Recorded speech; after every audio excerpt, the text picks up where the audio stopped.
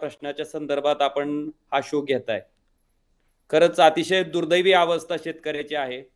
आपण बघितलं असेल 10,000 11,000 रुपये क्विंटलनं विकलं जाणारं सोयाबीन केंद्र सरकारनं पाम तेलावरचं आयात शुल्क कपात केल्याच्या नंतर आणि DOC आयात केल्याच्या नंतर म्हणजे सोयाबीन आयात केल्याच्या नंतर जवळपास 3,500 रुपये क्विंटलनं म्हणजे 11,000 क्विंटल रुपयानं विकणं जाणारं सोयाबीन 3,500 रुपयानं विकायची वेळ आज शेतकऱ्यावर येते.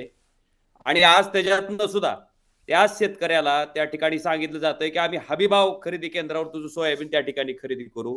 4,892 रुपये भाव आहे. क्विंटल मागं 800 रुपये मिळवण्यासाठी शेतकऱ्याची धडपड चालू आहे. आपल्या माहितीसाठी धाराशिवमध्ये जवळपास 35,403 शेतकऱ्यांनी त्या ठिकाणी सोयाबीन खरेदीसाठी ऑनलाईनची नोंदणी केली.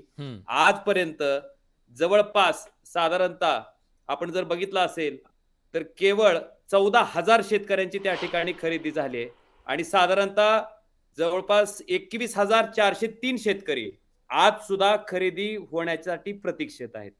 मला सांगा, ही जी खरेदी झाली 14,000 शेतकऱ्यांची ती साधारणतः 2 महिन्यात झाली आहे. 2 महिन्यात 14,000 शेतकऱ्यांनी सोयाबीन त्या ठिकाणी खरेदी झालंय आणि आता उद्याच्या एका दिवसात 21,403 शेतकऱ्याचं सोयाबीन कशा पद्धतीनं खरेदी केलं जाणार आहे. मी कालच त्या ठिकाणी केंद्रीय कृषी मंत्री शिवराज सिंग चौहान साहेबांना पण विनंती केली. त्यांना ही आकडेवारी दाखवली, त्यांना सोयाबीनचा पडलेला भाव दाखवला, त्यांना महाराष्ट्रात होत असणाऱ्या शेतकऱ्याच्या आत्महत्येबद्दल सांगितलं आणि त्यांना विनंती केली की ही जी उद्याची मुदत आहे ती आपण तातडीने त्या ठिकाणी वाढवणं गरजेचं आहे आणि जोपर्यंत शेतकऱ्याचं शेवटचं सोयाबीनचं पोतं खरेदी केलं जात नाही तोपर्यंत त्या ठिकाणी ही हमीभाव खरेदी केंद्र त्या ठिकाणी चालू ठेवणं सरकारची जबाबदारी आहे आणि मला वाटतं ती सरकारनं त्या ठिकाणी पार पाडावी.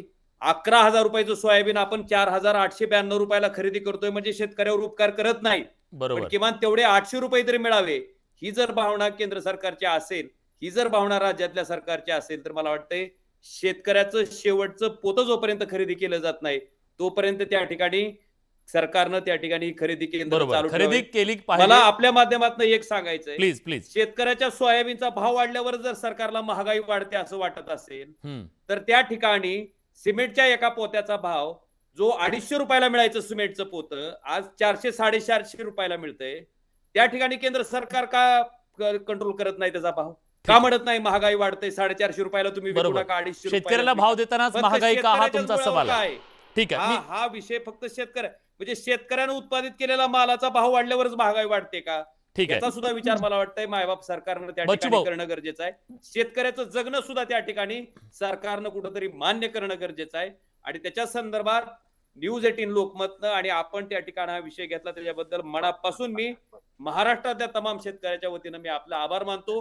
किमान हा शो बघून तरी, हा शेतकऱ्यांचा आवाज ऐकून तरी मला वाटतं शेतकऱ्याचे आर्त त्या ठिकाणी हाक ऐकून तरी मायबाप शेतकरी त्या ठिकाणी सरकारनं त्या ठिकाणी ही मुदत वाढवावी.